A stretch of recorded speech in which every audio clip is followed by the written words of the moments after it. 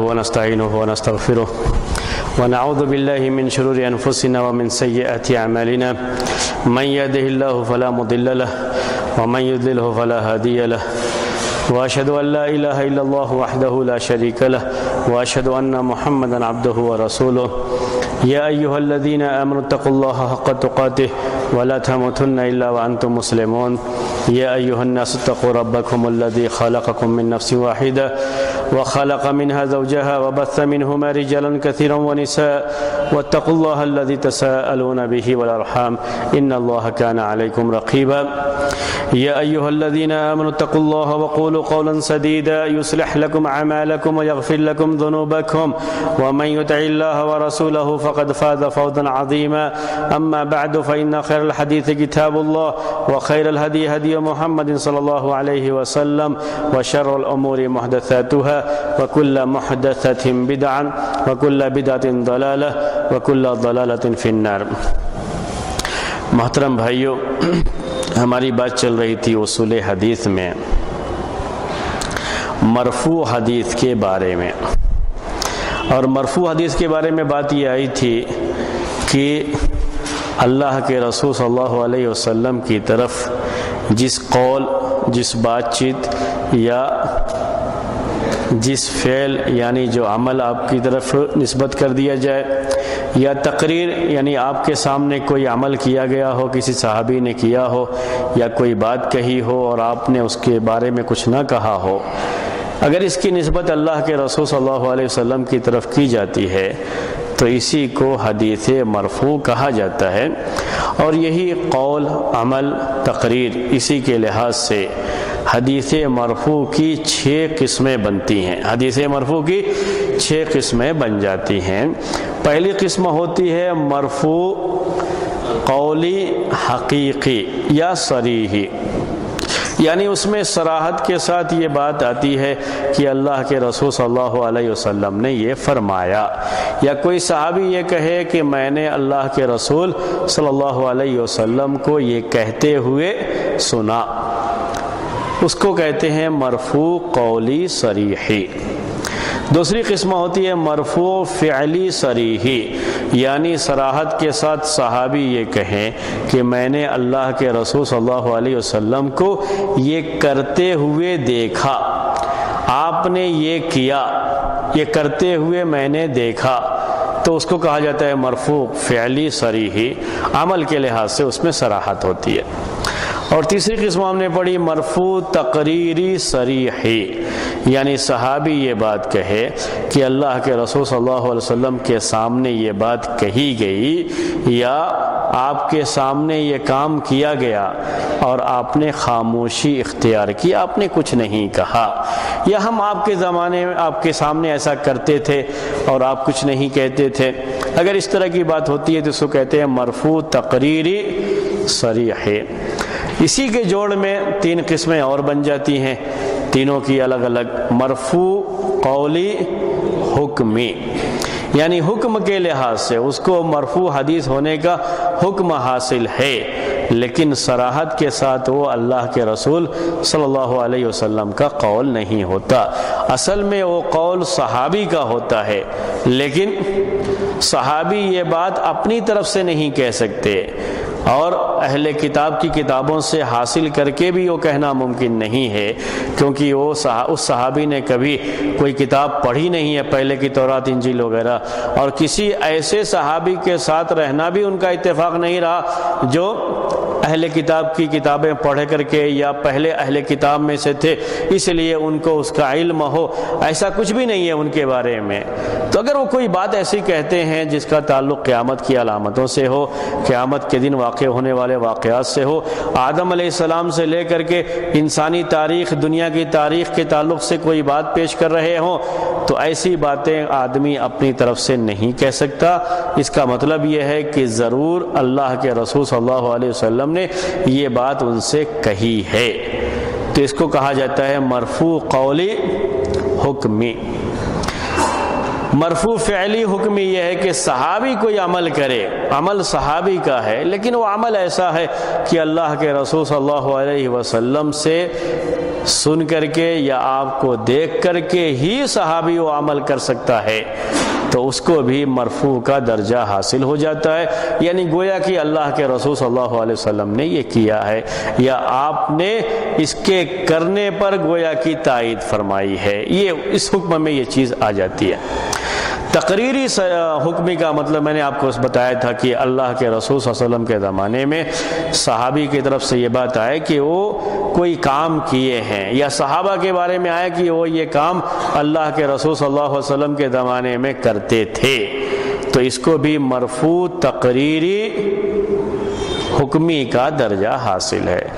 یعنی اس حکم میں ہے کہ گویا اللہ کے رسول صلی اللہ علیہ وسلم کے سامنے یہ کام ہوا ہے، کیونکہ اگرچہ کہ آپ کے سامنے کام نہیں ہوا ہے لیکن وحی آتی ہے آسمان سے، اگر وہ کام غلط ہوتا تو آسمان سے وحی آ جاتی کہ یہ کام غلط ہوا ہے، یہ کام جو ہے غلط ہوا ہے، اس کام کی آپ اصلاح کر دیجئے۔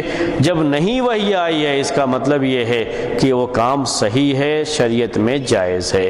جابر رضی اللہ تعالیٰ عنہ کی دلیل میں نے پیش کیا تھا آپ کے سامنے کہ جابر رضی اللہ تعالیٰ عنہ کہا کرتے تھے کہ کننا نعزل والقرآن ینزل۔ جب ان سے کوئی یہ پوچھتا عزل کے بارے میں کہ عزل کرنا جائز ہے تو کیا کہتے تھے وہ؟ کننا نعزل والقرآن ینزل، ہم عزل کرتے تھے اس حال میں کہ قرآن نازل ہوتا تھا، یعنی اللہ کے رسول صلی اللہ علیہ وسلم کے زمانے میں۔ کہنے کا مطلب ان کے یہی تھا کہ اگر عزل کرنا یہ حرام ہوتا، یعنی بیوی سے کے ساتھ جو ہے ہم بستری کرتے ہوئے ابھی بچہ نہ ہو اس نیت سے اگر کوئی شخص باہر اپنے منی کو خارج کرتا ہے، اندر نہ خارج ہو، اس کو عزل کہتے ہیں۔ تو یہ شریعت میں اگر حرام ہوتا تو آسمان سے یہ چیز آ جاتی، وہی آ جاتی کہ یہ جائز نہیں ہے، لیکن ایسا نہیں آیا۔ اس کا مطلب یہ ہے کہ جائز ہے، ہم ایسا کرتے تھے قرآن کے نازل ہونے کے ٹائم میں۔ یہ جابر رضی اللہ تعالیٰ عنہ کا بیان ہے۔ یہ 6 قسمیں ہیں: مرفوع قولی صریحی، مرفوع فعلی صریحی، مرفوع تقریری صریحی، مرفوع قولی حکمی، مرفوع فعلی حکمی، مرفوع تقریری حکمی۔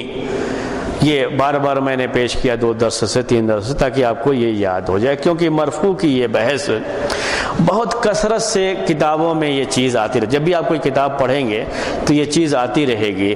کبھی آتا ہے کہ یہ حدیث مرفوع ہے، کبھی ایسا آتا ہے کہ یہ حدیث مرفوع ہونا اس کا ضعیف ہے اور موقوف حصہ اس کا صحیح ہے۔ کبھی یہ آتا ہے کہ یہ حدیث موقوف حصہ جو ضعیف ہے لیکن مرفوع حصہ صحیح ہے۔ کبھی کل ہی ہمارے ایک ساتھی دکھا رہے تھے یہ ایک عبارت جو ہے ایک حدیث کی تخریج میں کہ ایسا لکھا ہوا ہے، اس کا کیا مطلب ہے؟ چونکہ اب عربی زبان سیکھ رہے ہیں، عربی زبان جانتے ہیں بعض لوگ، پہلے سے بعض لوگ سیکھ رہے ہیں، تو عربی کی کچھ کتابیں اس طرح کی جب پڑھنے کا موقع ملے گا تو اس میں ایسے ہی لکھا رہتا ہے۔ کیا لکھا رہے گا؟ یہ حدیث مرفوع کی حیثیت سے ضعیف ہے، موقوف صحیح ہے۔ بعض میں ایسا لکھا رہے گا اس کا موقوف حصہ ضعیف ہے، مرفوع حصہ صحیح ہے۔ یعنی اس میں جو بات کی گئی ہے اللہ کے رسول صلی اللہ علیہ وسلم کے تعلق سے اتنا صحیح ہے، لیکن جو صحابی کے بارے میں کہا جا رہا ہے وہ حصہ غلط ہے، وہ ضعیف ہے۔ کبھی الٹے ہو جاتا ہے، یعنی وہ بات کسی صحابی سے ثابت ہوتی ہے، اللہ کے رسول صلی اللہ علیہ وسلم سے ثابت نہیں ہوتی ہے، اور اللہ کے رسول صلی اللہ علیہ وسلم کی طرف نسبت کرنا اس کی وہ غلط ہو جاتا ہے۔ تو کہتے ہیں کہ یہ موقوف ہونا صحیح ہے، مرفوع ہونا صحیح نہیں ہے۔ تو اس لیے میں آپ کے سامنے یہ اصطلاحیں ذرا زیادہ واضح کر رہا ہوں۔ تو مرفوع کے بارے میں بھی بحث چل رہی ہے، موقوف ابھی باقی ہے۔ مرفوع کی یہ 6 قسمیں آپ کے سامنے آئی تھیں، یہ 6 قسموں کے بارے میں میں نے آپ کو بتایا تھا۔ کچھ ایسی چیزیں ہیں صحابہ کہتے ہیں وہ قول صحابی کا ہوتا ہے لیکن اس کا درجہ بھی مرفوع کا درجہ حاصل ہوتا ہے اس کو بھی۔ جیسے اب میں یہ آج کا درس خاص طریقے سے اب اس کو آپ نوٹ رکھیں گے، میں آرام سے ہی بول رہا ہوں اس کو۔ کبھی کوئی صحابی حدیث بیان کرتے ہوئے یہ کہتے ہیں کہ امرنا بے قضا نہینا عن قضا، اردو میں معنی ہوا ہم کو اس بات کا حکم دیا گیا یا ہم کو اس سے منع کیا گیا، ہم کو حکم دیا گیا یا ہم کو منع کیا گیا، یہ بات آ جاتی ہے۔ کبھی ایسے ہوتا ہے کہ او میرا بلال، او میرا بلال کو حکم دیا گیا. میں باقاعدہ آپ کو حدیث پڑھ کے سناتا ہوں جو اس طرح سے حدیثیں آئی ہیں تاکہ مثال آپ کے سامنے واضح رہے. اور جو ہے جیسے ام عطیہ رضی اللہ تعالیٰ عنہ ایک مشہور صحابیہ جو خاص طریقے سے صحابہ کے دور میں سماجی خدمات وغیرہ کے لیے اور بڑی بہادر قسم کی خاتون تھی یہ اس کے لیے بہت مشہور ہیں. تو یہ کہتی ہیں کہ امرنا ان نخرج الحیض ذوات الخدور الی المصلی، کہ ہمیں حکم دیا گیا ہے. کیا کہتی ہیں یہ؟ امرنا، یہی لفظ آتا ہے، ہمیں حکم دیا گیا ہے کہ ہم ان عورتوں کو بھی جو حیض کی حالت میں ہوتی ہیں، جو خون جو مہینے خون آتا ہے اس حالت میں ہوتی ہیں، یا وہ عورتیں جو بالکل ابھی غیر شادی شدہ بالکل جوان دوشیزہ جسے اردو میں کہا جاتا ہے، با پردہ بالکل پردے میں رہنے والی خواتین، ان خواتین کو بھی ہمیں حکم دیا گیا ہے کہ ہم نکالیں عیدگاہ لے جانے کے لیے. عید کے موقع پر یہ حدیث آپ بار بار سنتے رہتے ہیں. تو حدیث میں کیا بیان ہے؟ امرنا، ہمیں حکم دیا گیا ہے. اس میں یہ بیان نہیں ہے کہ اللہ کے رسول صلی اللہ علیہ وسلم نے فرمایا، ایسا کچھ نہیں ہے. بیان یہ ہے کہ ہمیں حکم دیا گیا ہے کہ ہم حیض والی عورتوں کو بھی اور جو بالکل باپردہ خواتین ہیں ان کو بھی عیدگاہ لے کر کے جائیں. آگے حدیث میں اور بھی الفاظ ہیں لیکن میں انہیں، ہمارا مقصد صرف یہی ہے، ہمیں حکم دیا گیا ہے. یہی ام عطیہ ایک دوسری حدیث روایت کرتی ہیں تو کہتی ہیں کہ نہینا عن اتباع الجنائز، نہینا عن اتباع الجنائز، معنی اس کا ہوا کہ ہمیں حکم دیا گیا ہے، ہمیں منع کیا گیا ہے. نہینا، ہمیں منع کیا گیا، ہمیں روکا گیا ہے. کہتی ہیں ام عطیہ رضی اللہ تعالیٰ عنہ کہ ہمیں روکا گیا ہے. کس چیز سے روکا گیا ہے؟ عن اتباع الجنائز، جنازے کے پیچھے پیچھے جانے سے. جنازے کے پیچھے عورتیں نہیں جائیں گی. تو یہ بیان کرتی ہیں ام عطیہ رضی اللہ تعالی عنہا، یہی حدیث ہے وہ، کہ ہمیں روکا گیا ہے کہ ہم جنازے کے پیچھے پیچھے جائیں. وَلَمْ يُعْزَمْ عَلَيْنَا، اس روایت میں یہ بھی ہے کہ ہمیں بڑی سختی کے ساتھ تو منع نہیں کیا گیا ہے لیکن ہمیں منع کیا گیا ہے. ایک اور دوسری حدیث، ایک تیسری حدیث پیش کرتا ہوں آپ کو مثال کے طور پر. صحابی کہتے ہیں کہ اُمِرَ بِلَالٌ ان یشفع الاذان ویوتر الاقامت، بلال کو حکم دیا گیا ہے. اُمِرَ بلال، بلال کو حکم دیا گیا کہ وہ اذان کے کلمات کو دو مرتبہ کہیں. یہ ہے یشفع الاذان کا معنی، اور اقامت کے کلمات کو ایک مرتبہ کہیں. اشہد ان لا الہ الا اللہ، اشہد ان محمد رسول اللہ، حی علی الصلاۃ، حی علی الفلاح، یہ ایک مرتبہ کہنا ہوا. تو حدیث میں الفاظ ایسے آتے ہیں، اُمِرَ بلال، بلال کو حکم دیا گیا ہے کہ وہ اذان کے کلمات کو دو مرتبہ کہیں اور اقامت کے کلمات کو ایک مرتبہ کہیں. تو یہ الفاظ اگر کبھی حدیث میں آتے ہیں، اگر صحابی کہتا ہے اُمِرْنَا بِكَذَا نُهِينَا عَنْ كَذَا، ہمیں اس کا حکم دیا گیا یا ہم کو اس سے روکا گیا، یا کسی خاص صحابی کے بارے میں یہ ہے کہ اس صحابی کو یہ حکم دیا گیا ہے، تو اس کا کیا درجہ حاصل ہوگا، اس حدیث کا درجہ کیا ہوگا؟ اس حدیث کو مرفوع کہیں گے، موقوف کہیں گے، کیا کہیں گے؟ اس کا درجہ کیا ہوگا؟ بتائیے کیا درجہ ہوگا؟ ہاں، مرفوع کہیں گے یا مرفوع نہیں کہیں گے؟ یہی ہے اصل بات. اسی لیے مرفوع کی بحث چل رہی تو میں آپ کے سامنے یہ پیش کیا. اس کو مرفوع کہا جائے گا، یعنی یہ کہا جائے گا کہ یہ حکم دینے والے اللہ کے رسول صلی اللہ علیہ وسلم ہیں، یہ منع کرنے والے اللہ کے رسول صلی اللہ علیہ وسلم ہیں، یہ کہا جائے گا یا یہ نہیں کہا جائے گا؟ یہ آج کا سوال ہے. سوال سمجھ میں آ گیا؟ جب کوئی صحابی حدیث بیان کرتے ہوئے یہ کہے کہ ہم سے یہ کہا گیا ہے، یا ہم کو یہ حکم دیا گیا ہے، یا ہم کو اس سے روکا گیا ہے، یا فلاں صحابی کو یہ حکم دیا گیا ہے، اس میں سے کوئی بھی آ جائے، تو کیا ہم یہ مانیں گے کہ اس کا درجہ مرفوع حدیث کا درجہ ہے، یا ہم اس کو مرفوع حدیث کا درجہ نہیں دیں گے؟ یہ ہے سوال آج کا۔ اس سلسلے میں عام محدثین کی جو رائے ہے اس سے ہٹ کر کے ایک دوسری جو رائے ہے میں چاہتا ہوں پہلے آپ کو پیش کر دوں، دوسری رائے جو ہے وہ پیش کر دوں، پھر عام محدثین کی جو رائے ہے وہ پیش کروں گا۔ بعض لوگوں نے اس کو یوں سمجھا ہے کہ اس میں کہا گیا ہم کو حکم دیا گیا یا ہم کو منع کیا گیا۔ اب یہ حکم دینے والا کون ہے بتایا نہیں ہے صحابی نے، تو حکم دینے والا ہو سکتا ہے کون ہو؟ ہاں اللہ تعالیٰ ہو، کیونکہ حکم دینے کا مطلب تو یہ ہوا کہ ہو سکتا ہے کہیں قرآن میں یہ حکم آیا ہو، اور حکم دینے والا کون ہو؟ اللہ تعالیٰ۔ وہ تو صحابی صرف یہ کہہ رہے ہیں کہ ہم کو حکم دیا گیا، اگر اللہ تعالیٰ نے حکم دیا درجہ اور اونچا ہو جاتا ہے وہ الگ مسئلہ ہے، لیکن مرفوع حدیث کہیں گے نہیں، اصل مسئلہ یہ ہے۔ اور مرفوع کا مطلب ہوتا ہے کہ کہنے والے کون ہیں؟ اللہ کے رسول صلی اللہ علیہ وسلم۔ تو کہتے ہیں کہ ہم اس کی وجہ سے یہ نہیں کہیں گے کہ یہ حدیث مرفوع ہے۔ کیوں نہیں کہیں گے؟ اس لیے کہ ہو سکتا ہے کہ یہ حکم کہاں سے آیا ہو؟ اللہ کی کتاب سے ہو، صحابی نے سمجھا ہو اللہ کی کتاب کی کوئی آیت پڑھ کر کے کہ اس میں ہم کو یہ حکم دیا گیا۔ دوسرا یہ ہو سکتا ہے اللہ کے رسول صلی اللہ علیہ وسلم ہی نے کہا ہو۔ ایک تیسرا جس کو پاسیبلٹی کہتے ہیں، یعنی ممکن ہے ایسا ہو سکتا ہے، تو کہتے ہیں ہو سکتا ہے کہ کسی اور صحابی نے کہا ہو۔ ایک صحابی یہ بات کہہ رہے ہیں کہ ہم سے یہ کہا گیا، ہم کو یہ حکم دیا گیا، تو ہو سکتا ہے کہ ان سے کہنے والے کون ہو؟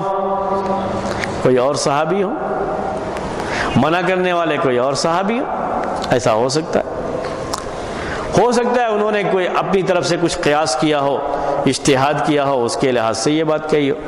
جب یہ ساری چیزیں ہو سکتی ہیں تو ہم یہ کیسے کہہ سکتے ہیں کہ یہ حدیث مرفوع ہے یا مرفوع کا درجہ اسے حاصل ہے؟ ہم یہ کیسے کہہ سکتے ہیں؟ یہ ایک سوال آتا ہے، اور بعض لوگوں نے یہی سوچ کر کے کہا کہ نہیں، اس کو مرفوع کا درجہ نہیں دیں گے، اس کو حدیث مرفوع نہیں کہا جائے گا۔ لیکن محدثین اس کو حدیث مرفوع ہی قرار دیتے ہیں۔ محدثین اسے کیا مانتے ہیں؟ یہ مرفوع حدیث ہے۔ اگر کوئی صحابی یہ کہتا ہے کہ ہم کو حکم دیا گیا، اور نام نہیں لیتا ہے، کہ یہ نہیں کہتا ہے کہ اللہ کے رسول صلی اللہ علیہ وسلم نے ہم کو حکم دیا، یہ نہیں کہتا ہے، اگر یہ کہتے تو وہ تو واضح ہے کہ یہ مرفوع حدیث ہے۔ لیکن اس نے کہا ہم کو حکم دیا گیا، یا ہم کو منع کیا گیا، یا بلال کو حکم دیا گیا، اگر ایسا کوئی لفظ صحابی نے استعمال کیا ہے تب بھی اسے حدیث مرفوع کا درجہ حاصل ہے۔ یعنی ہم کیا مانیں گے کہ حکم دینے والے کون ہیں؟ اللہ کے رسول صلی اللہ علیہ وسلم ہے۔ منع کرنے والے کون ہیں؟ اللہ کے رسول صلی اللہ علیہ وسلم ہے۔ ہم یہی مانیں گے کہ حکم دینے والے اللہ کے رسول صلی اللہ علیہ وسلم ہے، منع کرنے والے اللہ کے رسول صلی اللہ علیہ وسلم ہے۔ بات ہے یہ۔ اس کے بعد ابھی جو یہ باتیں آ رہی تھی کہ ایسا ہو سکتا ہے، ایسا ہو سکتا ہے، اب ہم اس کی طرف آتے ہیں۔ کہتے ہیں قرآن میں اگر کوئی حکم آیا ہے تو یہ واضح ہوتا ہے، وہ دیکھا جا سکتا ہے کہ کہیں قرآن میں یہ حکم آیا ہے کیا کہ عورتوں کو عیدگاہ لے کر کے جاؤ۔ سمجھ رہے نہیں میری بات کو؟ یعنی اگر یہ معاملہ یہ جوڑ رہے ہیں کہ ہو سکتا ہے اللہ تعالیٰ کی طرف سے حکم آیا ہو، حکم دینے والا اللہ تعالیٰ، تو یہ بات ہم اس لیے نہیں کہہ سکتے کہ قرآن میں اگر کوئی حکم آیا ہے تو بالکل واضح قرآن میں موجود رہے گا۔ ہم نے قرآن میں دیکھا کہیں بھی یہ حکم نہیں ہے۔ جیسے ابھی 3 مثالیں میں نے پیش کی، ان تینوں مثالوں میں کوئی بھی ایسی حدیث نہیں جس کا حکم کہاں آیا ہو؟ قرآن میں آیا ہو۔ اس لیے اس کو تو بالکل الگ کر دینا چاہیے۔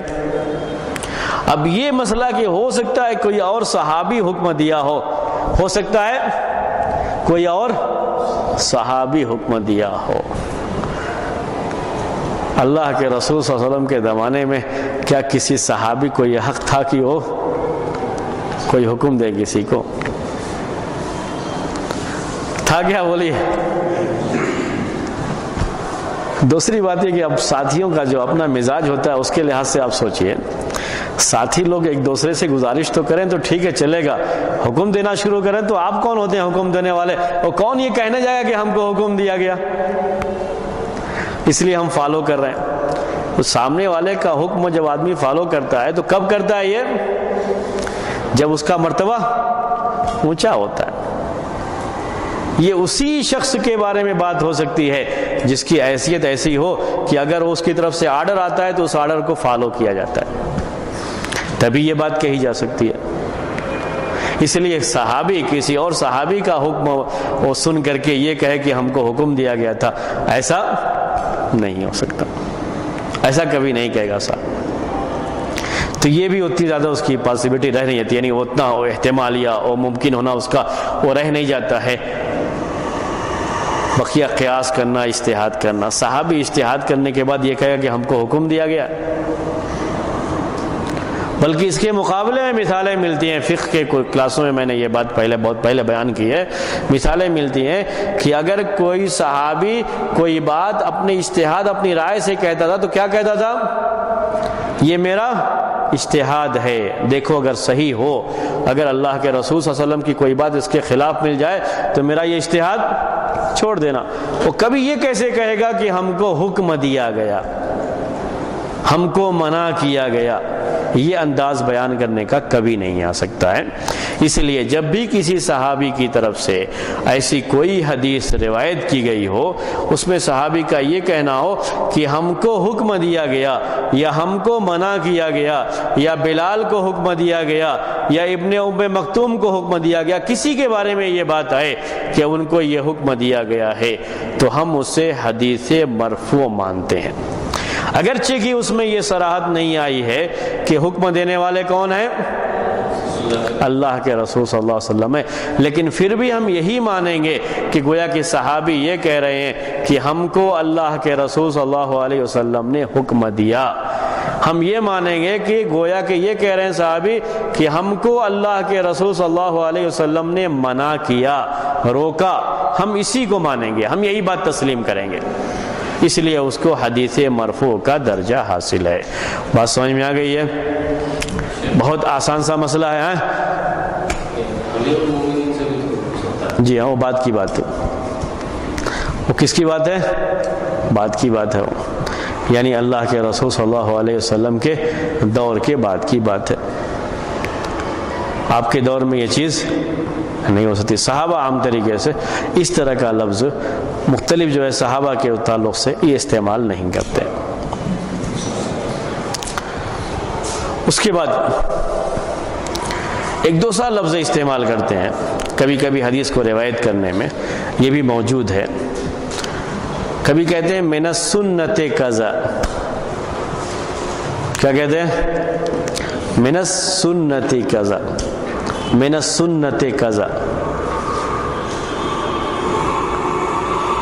یہ لفظ عربی ہے۔ من السنت کذا مطلب ہوا کہ کبھی صحابی حدیث بیان کرنے کے ٹائم میں یہ کہتے ہیں کہ یہ سنت ہے، کسی عمل کے بارے میں کیا کہتے ہیں؟ یہ سنت ہے، یہ سنت طریقہ ہے،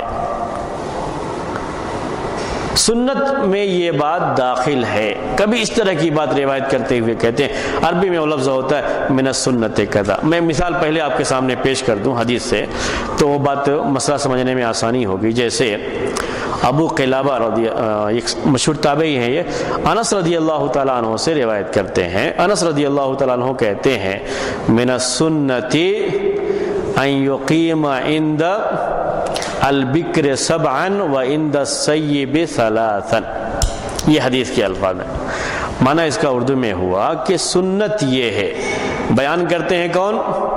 انس رضی اللہ تعالی عنہ کیا کہتے ہیں؟ سنت یہ ہے، من السنت، سنت یہ ہے کہ جب باکرہ سے شادی کرے تو اس کے پاس 7 دن رہے گا، اور سیبہ سے شادی کرے تو اس کے پاس 3 دن رہے گا۔ یہ حدیث کے الفاظ۔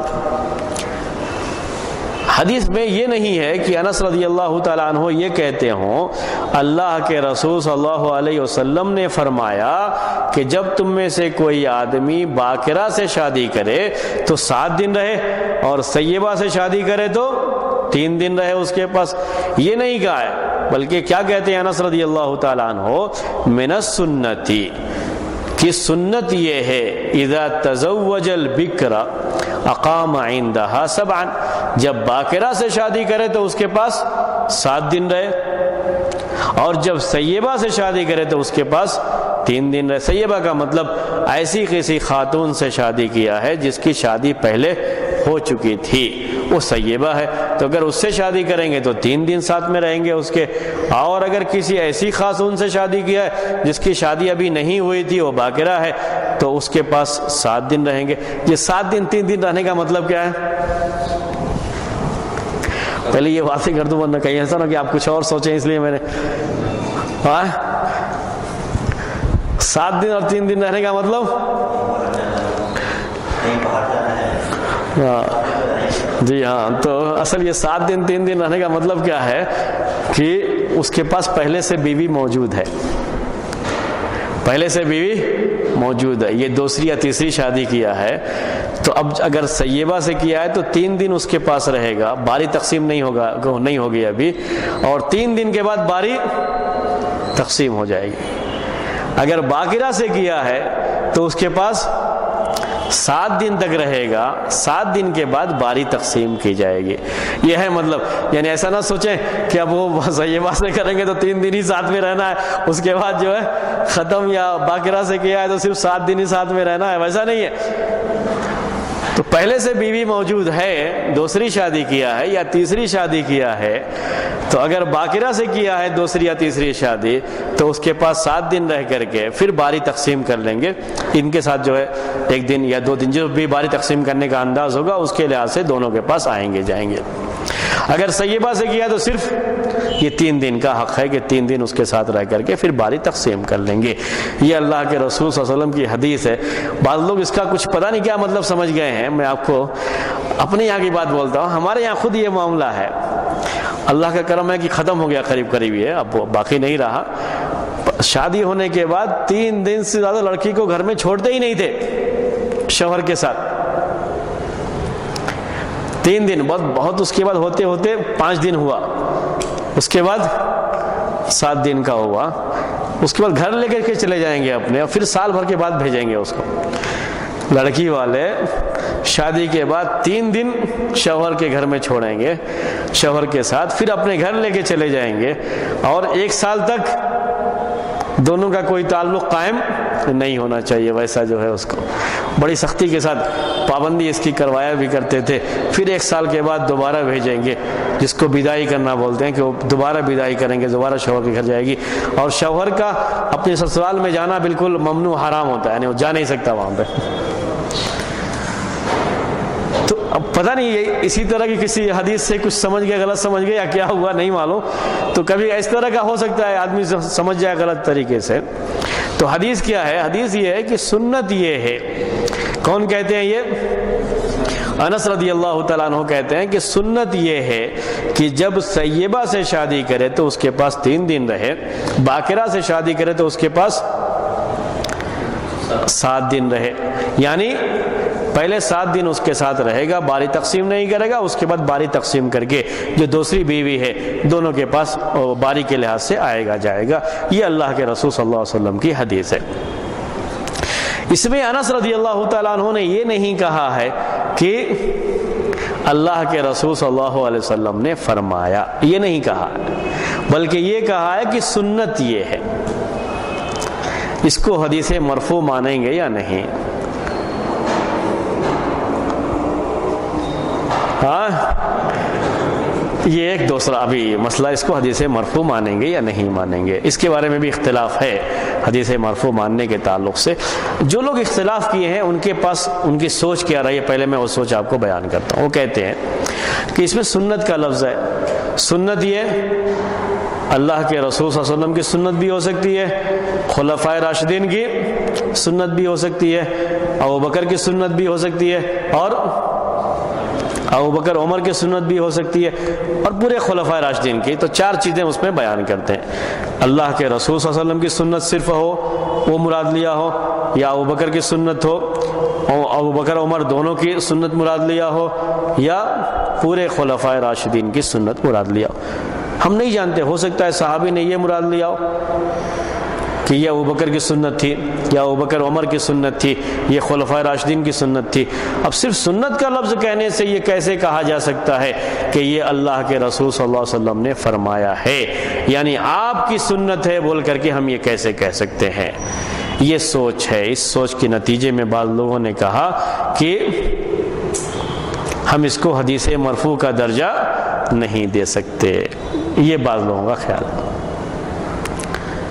عام طریقے سے محدثین کا خیال اس سلسلے میں یہ ہے کہ اس کو بھی حدیث مرفوع کا درجہ حاصل ہے، حدیث مرفوع کا درجہ حاصل ہے۔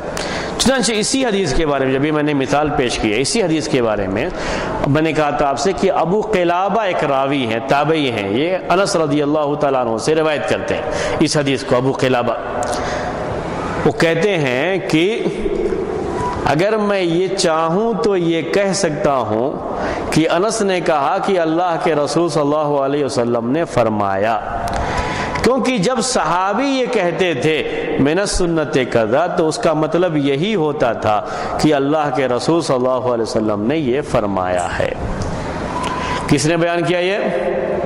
ابو قلابہ نے، جو کہ روایت کرتے ہیں انس رضی اللہ تعالیٰ عنہ سے۔ وہ کہتے ہیں کہ جب بھی صحابی یہ کہتے تھے کہ یہ سنت ہے یا سنت کا طریقہ یہ ہے تو اس کا مطلب یہی ہوتا تھا کہ اللہ کے رسول صلی اللہ علیہ وسلم نے یہ کہا ہے یا کیا ہے۔ جو بھی آپ کی مرفوع حدیثیں ہوتی ہیں جس انداز کی بھی قولی ہوں فعلی ہوں، تو وہی مراد صحابی لیتے تھے جب کہتے تھے کہ سنت یہ ہے، سنت یہ ہے۔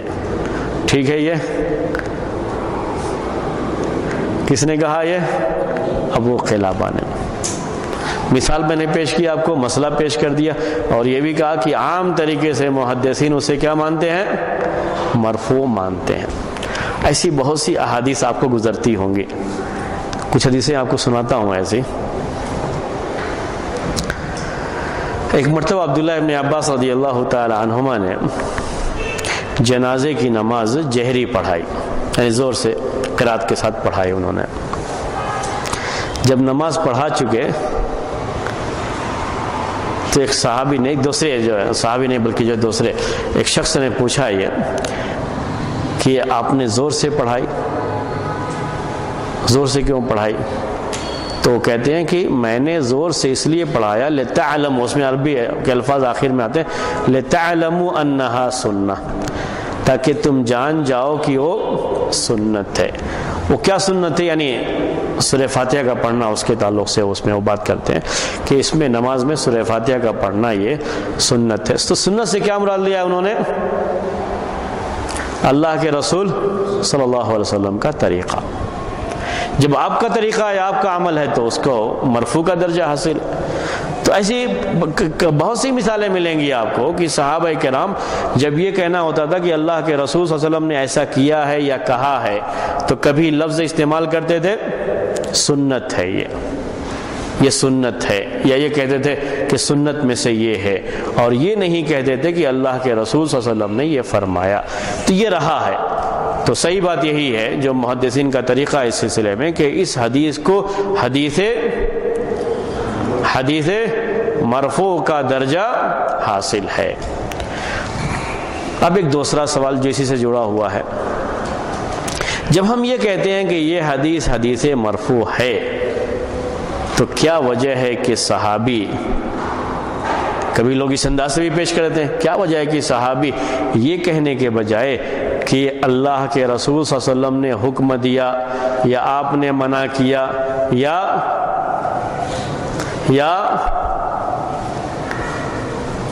آپ نے یہ کہا، یہ کہنے کے بجائے یہ کہے صحابی کہ ہم کو حکم دیا گیا، ہم کو منع کیا گیا، یا یہ کہے سنت یہ ہے؟ کیوں آخر انس رضی اللہ تعالی عنہ نے صراحت کے ساتھ یہ نہیں کہا کہ اللہ کے رسول صلی اللہ علیہ وسلم نے فرمایا؟ اگر بات یہی ہے کہ یہ بات اللہ کے رسول صلی اللہ علیہ وسلم نے فرمائی ہے، تو اسی کو کیوں نہیں صراحت کے ساتھ کہا کہ اللہ کے رسول صلی اللہ علیہ وسلم نے فرمایا، یا اللہ کے رسول صلی اللہ علیہ وسلم نے ہم کو حکم دیا، یا اللہ کے رسول صلی اللہ علیہ وسلم نے ہم کو منع کیا؟ کیوں یہ بات صراحت کے ساتھ نہیں کہی صحابی نے؟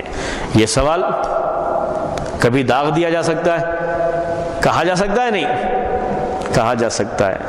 تو کیا جواب دیں گے آپ؟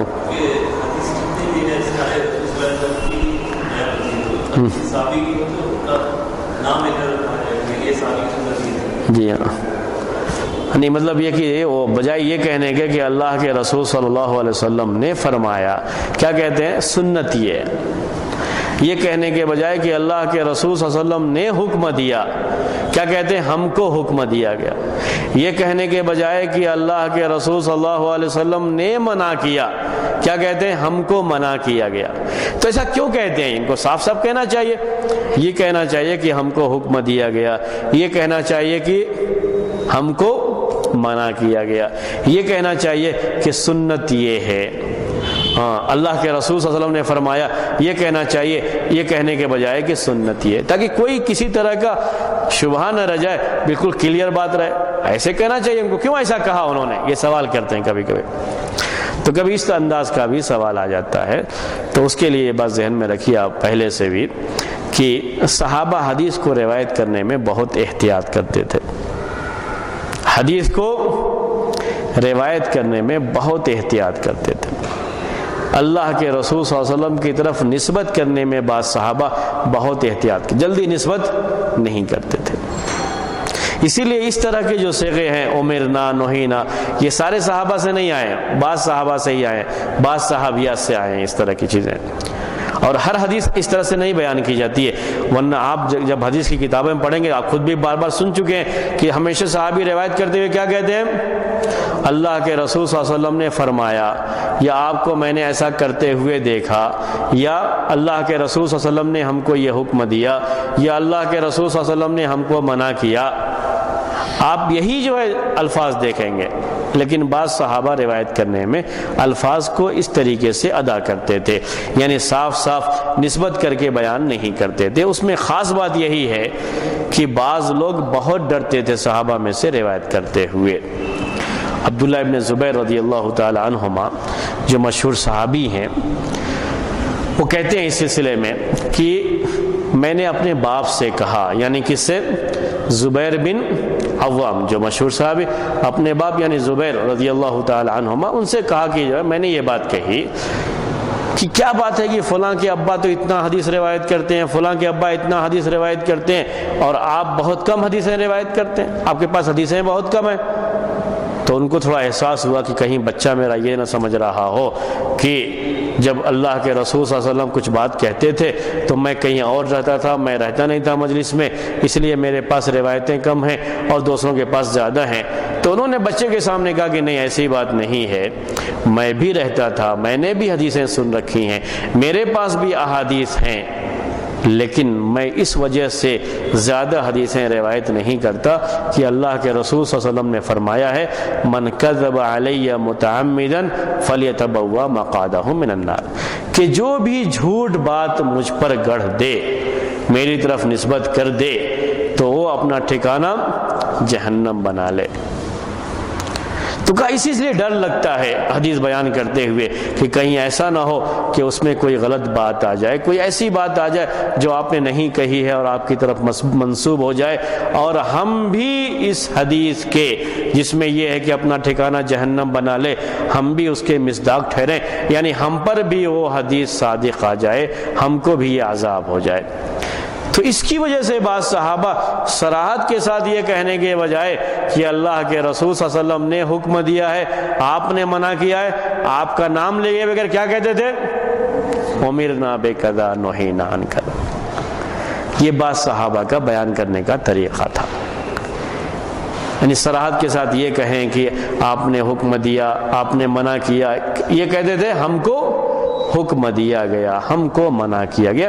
یہ ان کی روایت میں احتیاط کا ایک حصہ ہے، احتیاط جو کرتے تھے اس کا ایک حصہ ہے، اور کچھ نہ سمجھیں. حکم دینے والے اللہ کے رسول صلی اللہ علیہ وسلم ہی تھے، منع کرنے والے اللہ کے رسول صلی اللہ علیہ وسلم ہی تھے، لیکن وہ لوگ احتیاط کرتے تھے، ان کی احتیاط کا ایک حصہ ہے. اس سے جڑا ہوا ہے اور مسئلہ آپ کے سامنے پیش کریں. یہ علوم حدیث کا آج کے اس درس کا آخری مسئلہ ہوگا، وہ یہ ہے، اب یہی حدیث اگر ہم روایت کریں، یعنی ابھی ام عطیہ والی حدیث میں نے مثال پیش کی آپ کے سامنے کہ وہ کہتی ہیں امرنا ان نخرج الحیض، کہ ہم کو حکم دیا گیا ہے کہ ہم حائضہ عورتوں کو نکالیں، پردے والی عورتوں کو کہاں لے جائیں؟ عیدگاہ میں لے کر کے جائیں۔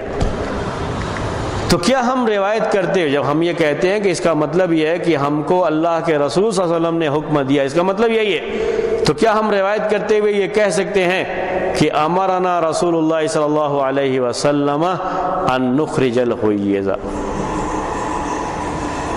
یا نہ بھی نکال دیا، صرف اتنا کہیں امر رسول اللہ صلی اللہ علیہ وسلم باخراج الحیض؟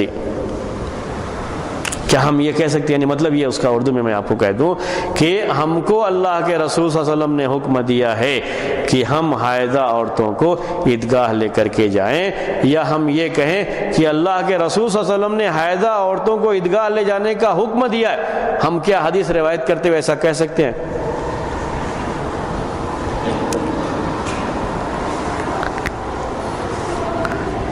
سمجھ میں آئی بات؟ سوال سمجھ میں آ گیا؟ ایسے سنت والا لے لیجئے، ابھی ہم نے حدیث آپ کے سامنے پیش کی کہ ابو قلابہ کہتے ہیں انس رضی اللہ تعالی عنہ نے بیان کیا ہے من السنتی اذا تزوج البکر اقام عندها سبعا واذا تزوج الثیب اقام عندها ثلاثا، کہ سنت یہ ہے کہ جب باکرہ سے شادی کرے تو اس کے پاس 7 دن رہے، سیبہ سے شادی کرے تو اس کے پاس 3 دن رہے۔ تو کیا ہم اس کی جگہ پر یہ کہہ سکتے ہیں، سنت نکال دیں گے لفظ، کہیں گے اللہ کے رسول صلی اللہ علیہ وسلم نے فرمایا کہ جب باکرہ سے شادی کرے تو 7 دن اس کے پاس رہے، سیبہ سے شادی کرے تو 3 دن رہے، جبکہ ہم مانتے یہی ہیں کہ یہ اللہ کے رسول صلی اللہ علیہ وسلم کا ہی فرمان ہے، تو ہم روایت کرتے ہوئے وہ کہہ بھی سکتے ہیں یا نہیں کہہ سکتے؟ حدیث کو بیان کرتے ہوئے یہی لفظ استعمال کر سکتے ہیں یا نہیں؟ کون سا لفظ؟ اللہ کے رسول صلی اللہ علیہ وسلم نے فرمایا، یا اللہ کے رسول صلی اللہ علیہ وسلم نے حکم دیا، اللہ کے رسول صلی اللہ علیہ وسلم نے منع کیا، وہی لفظ استعمال کر سکتے ہیں یا نہیں؟ نہیں کر سکتے۔ چلیے بہت اچھی بات ہے، آپ نے بہت جلدی یہ کہہ دیا نہیں کر سکتے، تو مجھے بہت خوشی ہوئی کہ چلو کم سے کم محدثین کا جو طریقہ ہے آپ لوگ اب تک تو سمجھ گئے وہ طریقہ ہے، محدثین کا طریقہ یہی ہے کہ نہیں کہہ سکتے۔ صحابی نے جو لفظ استعمال کیا جب بھی ہم روایت کریں گے وہی لفظ استعمال کریں گے، اگرچہ کہ اس کا مطلب یہی ہوتا ہے، لیکن پھر بھی ہم یہ نہیں کہیں گے کہ ان ابی قلابۃ عن انس رضی اللہ تعالی عنہ قال رسول اللہ صلی اللہ علیہ وسلم، نہیں کہیں گے ہم یہ، بلکہ صحابی نے جس طرح سے روایت کیا اس کو ویسے ہی روایت کریں گے، اپنی طرف سے اس میں تبدیلی نہیں کریں گے، اگرچہ کہ ہم یہی سمجھتے ہیں اس کو۔ ایسے ہی ام عطیہ والی حدیث کے بارے میں بھی ہم یہی کہیں گے عن ام عطیہ رضی اللہ تعالی عنہا قالت امرنا ان نخرج الحیض، ہم اس کو بدل کر کے یوں نہیں کہیں گے عن ام عطیہ رضی اللہ تعالی عنہا قالت امرنا رسول اللہ صلی اللہ علیہ وسلم، ہم تبدیلی نہیں کریں گے، یہ اپنی طرف سے جیسے حدیث آئی ہے اس کو ویسے ہی بیان کر کے ویسے ہی ترجمہ کریں گے، اور اس کا معنی یہ بیان کریں گے، مطلب یہ بیان کریں گے کہ اس کا مطلب یہ ہے کہ اللہ کے رسول صلی اللہ علیہ وسلم نے ان کو یہ حکم دیا تھا۔ محدثین اس کے تعلق سے یہی بات کہتے ہیں کہ اس کا حدیث مرفوع کا درجہ ہے۔ چلیے یہ ہے کس کے بارے میں بات؟ حدیث مرفوع کے بارے میں، یعنی کبھی اگر صحابی کی طرف سے یہ بات آتی ہے امرنا بکذا نہینا عن کذا من السنت کذا، تو اس کو بھی کس کا درجہ حاصل ہے؟ حدیث مرفوع، لیکن یہ بھی کہتے ہیں حدیث مرفوع حکمی، یعنی صریح نہیں ہے، کیا ہے یہ؟ حکمی، جو 3 قسمیں ہم نے بیان کی اسی میں یہ بھی داخل ہو جاتی ہے، اس کو حدیث مرفوع ہی کہا جائے گا، حدیث مرفوع حکمی کہا جائے گا۔ ہاں جی ہاں، اگر حدیث کے جو الفاظ ہیں اس میں کوئی تبدیلی ہو جائے لیکن معنی میں کوئی فرق نہ ہو تو یہ جائز ہے، اس میں کوئی حرج نہیں ہے۔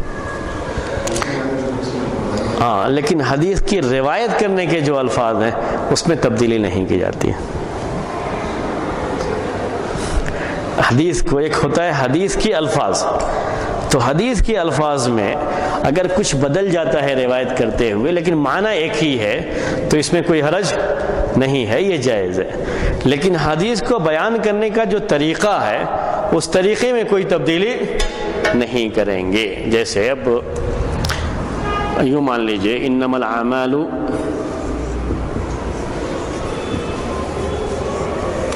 بالنیات، یہ حدیث آپ پڑھتے ہیں،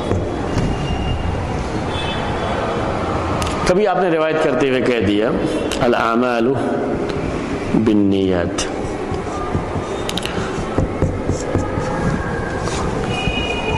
کبھی آپ کو یوں آ گیا انما الاعمال بالنیات، تھوڑا فرق آ گیا اس میں، معنی ایک ہی ہے، تھوڑا تھوڑا معنی اگر بدلتا بھی ہے تو جو اصل وجہ ہے، اصل جو معنی ہے اس میں کوئی تبدیلی نہیں ہوتی ہے، تو اس میں کوئی حرج نہیں، کہتے ہیں کوئی حرج نہیں ہے اس میں روایت کرنے میں، اس طرح سے کریں تو کوئی مسئلہ نہیں آتا۔ لیکن اگر صاحب کوئی حدیث روایت کرتے ہیں، آپ صحیح بخاری میں آپ ایک حدیث پڑھتے ہیں، امام بخاری رحمۃ اللہ علیہ کہتے ہیں حدثنا مسدد قال اخبرنا، ایک مثال جو ہے یہ ہے، آپ صحیح بخاری کی اس کتاب میں آپ بدل کر کے یہ کہیں اخبرنا مسدد یہاں پر اور یہاں کہیں حدثنا، تو یہ صحیح نہیں ہے۔ راوی نے جیسے بیان کیا اس میں آپ تبدیلی کرنے کا حق نہیں رکھتے۔ حدیث کو روایت بالمعنی کر سکتے ہیں لیکن کیسے بیان کیا راوی نے، جیسے بیان کیا آپ کو ویسے ہی بیان کرنا پڑے گا، اس میں تبدیلی نہیں کی جاتی ہے۔ تو چونکہ صحابی نے جس طرح سے بیان کیا ہے آپ کو اس کو ویسے ہی بیان کرنا پڑے گا، اور بیان کرنے کا طریقہ ہے، تو بیان کرنے کے طریقے میں تبدیلی نہیں کرتے ہیں محدثین۔ جیسے جس راوی نے حدیث کو بیان کیا تھا ویسے ہی آپ اس کو بیان کریں گے۔ تو انس رضی اللہ تعالیٰ عنہ نے کیا کہا تھا بیان کرتے ہوئے؟ من السنت کذا، تو ہم اس میں تبدیلی نہیں کریں گے۔ انہوں نے قال رسول اللہ صلی اللہ علیہ وسلم نہیں کہا ہے، اگرچہ کی معنی اس کا وہی ہوتا ہے لیکن پھر بھی ہم نہیں کہیں گے قال رسول اللہ صلی اللہ علیہ وسلم۔ تو یہ دیکھا جاتا ہے کہ بیان کرنے میں انہوں نے طریقہ کیا اپنایا ہے، تو جس طریقے سے بیان کیا ویسے ہی ہم اس کو بیان کریں گے۔ اسی پر آج کا ہمارا یہ جو پہلا درس ہے